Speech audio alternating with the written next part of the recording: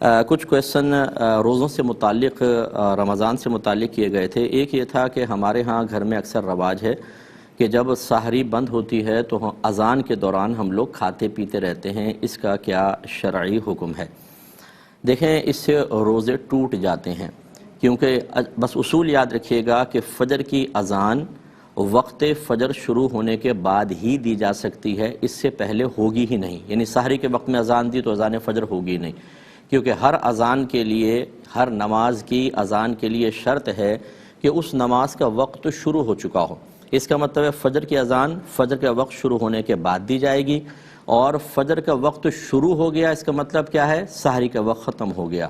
تو گویا کہ جس نے اذان کے بیچ میں کھایا پیا اس نے سحری کے وقت کے بعد کھایا پیا، اور سحری کا وقت ختم ہونے کے بعد تو روزہ شروع ہو جاتا ہے، اس کا مطلب اس نے روزے کے بیچ میں کھایا، اس کا روزہ گیا۔ یہاں جہالت عذر نہیں ہوگی کہ یہ کہا جائے کہ جی ہمیں تو مسئلہ معلوم ہی نہیں تھا۔ یہ بھی عذر نہیں ہے کہ جی ہمارے تو بڑے ایسے ہی کرتے چلے آئے ہیں، اگر بڑے کوئی غلط کام کرتے آئے تھے تو ہمیں علم سیکھ کر اس غلط رسم کو ختم کرنا چاہیے تھا۔ تو بہرحال ایسے جو بھائی بہن ہمیں سن رہے ہیں ان کے تمام روزے خراب اور برباد ہیں، انہیں روزوں کی قضا کرنی ہی ہوگی، اور اللہ تبارک و تعالیٰ کی بارگاہ میں توبہ بھی کرنی ہوگی، اور اس چیز کو ختم کریں۔ دوسرا ایک مسئلہ پوچھا تھا کہ افطار کی دعا یہ روزہ کھولنے سے پہلے پڑھی جائے گی یا روزہ کھولنے کے بعد؟ دیکھیں، یہ بھی ہم بارہا بتا چکے ہیں کہ یہ اکثر ہمارے جو ٹی وی چینلز کے اوپر لکھا ہوتا ہے روزہ کھولنے کی دعا، اسے کاش ہم لوگ تبدیل کر کے کہیں روزے کے کھولنے کے بعد کی دعا، کیونکہ سنت کریمہ یہ ہے کہ پہلے روزہ کھولا جائے اور اس کے بعد دعا پڑھی جائے، کیونکہ جو دعا کے کلمات ہیں انہی سے آپ دیکھ لیں، اللہم انی لک صمت، اے اللہ بے شک میں نے تیرے لیے روزہ رکھا۔ یہ کب بات صحیح ہوگی؟ جب پہلے رکھا، یا بھی رکھ رہا ہوں یا چل رہا ہو تب ہم کہیں گے وَعَلَيْكَ تَوَكَّلْتُ وَبِكَ آمَنْتُ، اور میں تجھ پر ایمان لایا، یہ بات بھی اسی وقت درست ہوگی جب پہلے ایمان لا چکے ہوں۔ وَعَلَيْكَ تَوَكَّلْتُ، اور میں نے تجھ پر ہی بھروسہ کیا، یہ بھی اسی وقت بات صحیح ہوگی جب پہلے آپ بھروسہ کر چکے ہوں۔ وَعَلَىٰ رِزْقِكَ أَفْطَرْتُ، اور تیرے دیے ہوئے رزق سے میں نے افطار کیا، یہ بات کب صحیح ہوگی؟ جب پہلے افطار کر چکے ہوں گے۔ تو اکثر ایسی ہوتا ہے ہم پہلے دعا پڑھتے ہیں پھر کھجور کھاتے ہیں، گناہ تو نہیں ہے لیکن بہرحال سنت بھی نہیں ہے۔ سنت یہ ہے کہ پہلے افطار کریں، اس کے بعد دعا پڑھیں۔ کسی بھائی نے کہا کہ میں اکثر بیمار رہتا ہوں، کیا یہ میرا روزہ چھوڑنے کے لیے عذر ہو سکتا ہے؟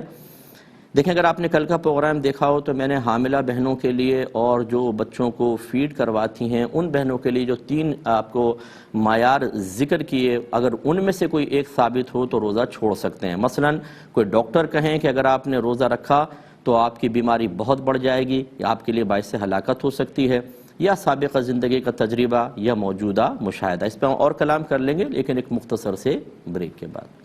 بسم اللہ الرحمن الرحیم۔ تو ہم آپ کو بتا رہے تھے کہ اگر کوئی بیماری روزہ چھوڑنے کے لیے عذر بنتی ہے تو پہلے اس کا عذر ہونا متحقق ہونا چاہیے، اور اس کے 3 ذرائع ہو سکتے ہیں۔ نمبر 1، کوئی ماہر ڈاکٹر یہ کہیں کہ اگر آپ روزہ رکھیں گے تو آپ کی بیماری بڑھ جائے گی یا آپ کا مرض دیر میں ٹھیک ہوگا، اور وہ مرض ہو بھی بہت زیادہ باعث تکلیف، تو پھر اس کو آپ چھوڑ سکتے ہیں، روزہ چھوڑ دیں، بعد میں اس کی قضا کر لیں۔ یا پھر آپ کا سابقہ زندگی کا تجربہ ہو، مثلا پچھلے رمضان بھی یہی بیماری تھی، روزہ رکھا تھا اور بہت زیادہ پریشانی ہو گئی تھی۔ اور تیسرا اسی طریقے سے موجودہ مشاہدہ، کہ اگر آپ نے اس سال روزہ رکھا اور وہ بیماری بڑھ گئی یا مرض زیادہ دیر میں ٹھیک ہو رہا ہے اور تکلیف زیادہ ہے تو آپ موجودہ روزہ چھوڑ سکتے ہیں۔ جو شوگر کے پیشنٹ ہیں وہ بعض اوقات یہ کویسچن کرتے ہیں، لیکن تھوڑی ہمت رکھی جائے۔ میری اپنی والدہ کی عمر ماشاءاللہ اچھی ہے اور اس کے باوجود پورے روزے رکھتی ہیں، اور امی بلکہ رمضان میں شوگر کی گولی کھانا چھوڑ دیتی ہیں، اور اللہ کا بڑا کرم ہے کئی سالوں سے رکھ رہی ہیں، اللہ تعالیٰ برکت سے نوازتا ہے، تو تھوڑی سی ہمت ہمیں کرنی چاہیے۔ انہیلر اور حالت روزہ میں استعمال نہیں کر سکتے ہیں۔ ہر وہ دوا جو گیس فارم میں ہو چاہے لیکوڈ فارم میں ہو، جو حلق کے ذریعے اندر اتر جائے گی، اس سے انسان کا روزہ ٹوٹ جاتا ہے۔ آنکھوں میں ڈراپس ڈالنے سے فقہا فرماتے ہیں روزہ ٹوٹے گا، لیکن کان میں اگر آپ دوا ڈالیں گے تو روزہ نہیں جائے گا۔ حالت روزہ میں مسواک آپ یوز کر سکتے ہیں، لیکن کوشش کریں خشک مسواک استعمال کریں، اور حتی الامکان کو اس کا ذائقہ یا قطرہ وغیرہ اندر حلق میں نہ جانے پائے۔ ٹوتھ پیسٹ بغیر سخت ضرورت کے ہرگز نہ استعمال کی جائے، کیونکہ اس میں ذائقہ بھی ہوتا ہے اور بعض اوقات جب آپ برش کرتے ہیں تو غیر محسوس طریقے سے کچھ ذرات حلق میں اترنے کا اندیشہ ہوتا ہے، اس لیے نہ کریں۔ ہاں اگر کسی کی پبلک ڈیلنگ ہے، کوئی اور صحیح شرعی عذر ہے تو انگلی سے استعمال کر لیں تاکہ منہ میں تھوڑی سی خوشبو پیدا ہو جائے، بس اس سے زیادہ نہ کیا جائے۔